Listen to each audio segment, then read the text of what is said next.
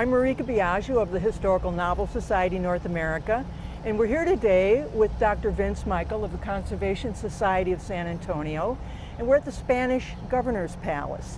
I understand the palace was built in 1722, so 300 years ago. Can you tell us about the groups that resided in the area of San Antonio at the time and whether they clashed or accommodated each other? Sure.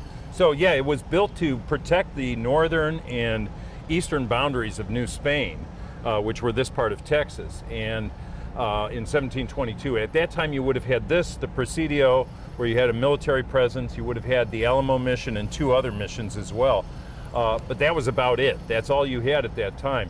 And you had native peoples who were living in the missions, and then you had other native peoples like the Apache and Comanche who would be occasionally attacking either the military presence or the missions themselves. So the reason the native Coahuiltecan people went into the missions was for protection. I see. And what's the significance of this plaque?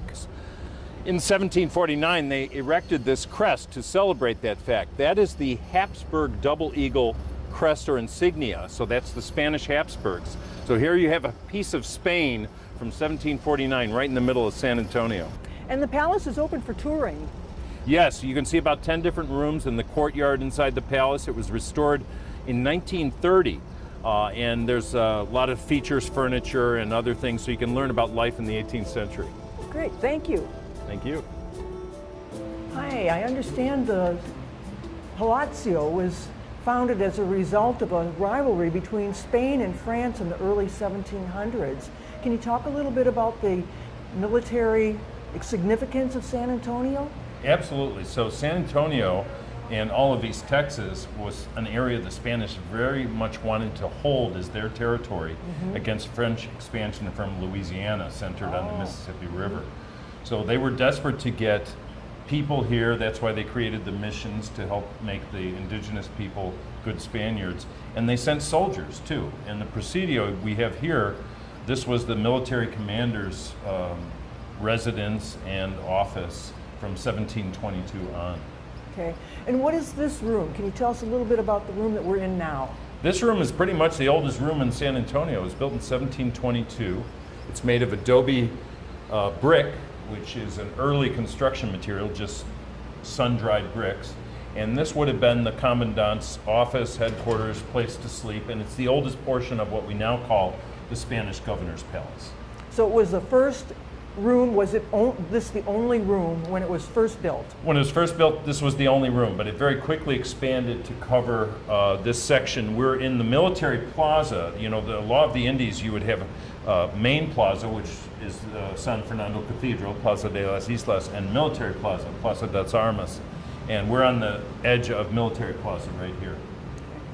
And I know that a number of plaques were installed during the restoration.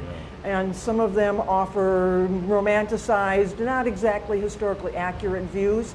What about in this room, the plaque in this room? What can you tell us? This whole complex was restored in 1930, and the architect Harvey Smith put up these elaborate plaques that look like a medieval songbook or something that talk about this being a worship space for the family. And then there's a sign below that corrects that, saying that basically this is a very romanticized view. In the 18th century, these rooms would have been very functional. Yes, they'd have a bed. Yes, they might have a chest for important papers, but that's about it. You just use them for everything. You'd eat here, you'd have meetings here, sleep here. How did the society go about researching these updates?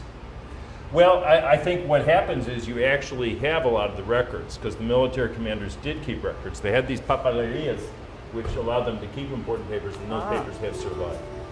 Okay, thank you. So we're now in the largest room of the Palazzio. Can you tell us the significance of this room? So this was the portion of the front that was all built, added to the original in about 1749. And this room would have been the one that you could entertain in. And there are many stories of having fandangos, which were essentially an elaborate dance and party in this room. And while a lot of the history of the place is romanticized, there were parties and fandangos in this room. So was the governor an important figure in terms of San Antonio at that time? Yes, and the name governor is a little bit misleading. It was really the military commander. So he commanded the Presidio company, the military company that would go down to the missions and help defend against Apache attacks or something like that. And of course the French, should they ever attack.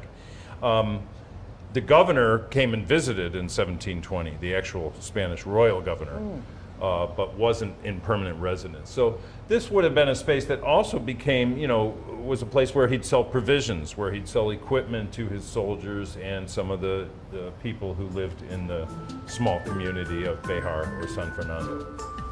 We're now in the garden and the rear side of the palace, and it's a beautiful garden right now, but originally it would not have looked quite like this, would it? No, it would have been much more utilitarian and functional. You'd keep your horses and animals back here, perhaps have a vegetable garden, connection to the creek for fresh water.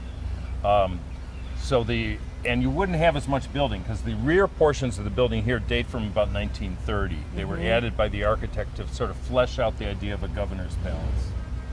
And this well, was it here from the original time No, the period? well was added as well because again we were close to the creek, so it didn't need to go far to get water.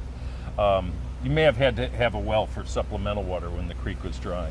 This was an important preservation project back in 1930. Dina de Zavala, who had helped save the Alamo 25 years earlier, and the Conservation Society of San Antonio, which I'm part of, were involved in helping to preserve the Spanish governor's palace and hire Harvey Smith to restore it in his romanticized way in 1930.